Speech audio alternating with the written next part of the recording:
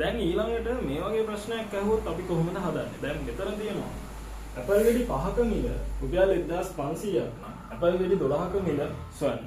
දැන් ඇපල් ගෙඩි 5ක් තමයි සමාන වෙලා තියෙන්නේ 1500කට. ඉතින් අපි එක ඇපල් ගෙඩියක හොයාගෙන එයාව 12න් ගුණ කරොත් ඇපල් ගෙඩි 12ක මිල ලේසියෙන් වෙනවා. අපි බලමු.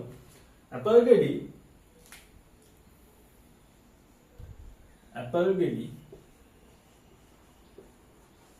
එකක මිල අපි දන්නවා දැන් ඇපල් ගෙඩි 5ක මිල උනා රුපියල් 1500ක්. ඇපල් ගෙඩි එකක මිල හොයන්න නම් රුපියල් 1500 අපිට බෙදන්න පුළුවන් 5න්.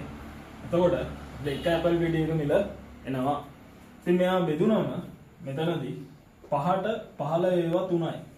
ඒ කියන්නේ රුපියල් 300යි එක ඇපල් ගෙඩියක්. දැන් අපෙන් අහන්නේ ඇපල් ගෙඩි 12ක මිල.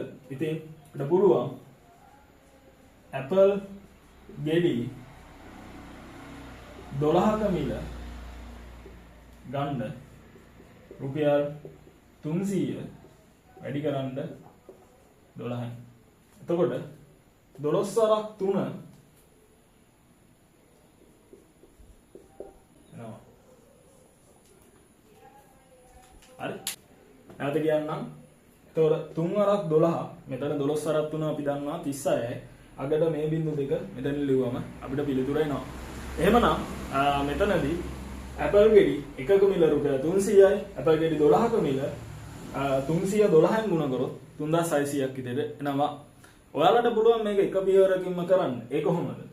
ඔයාලට පුළුවන් කෙලින්ම ඇපල් ගෙඩි 12ක මිල කියලා ලිව්වා. මෙතන රුපියල් 1500 කෙලින්ම 5න් බෙදලා එයා 12න් ගුණ කරා. හරි? ඒතකොට කෙලින්ම අපිට එනවා පිළිතුර. හොඳයි. එහෙනම් අපි ඊළඟ ගානට යමු.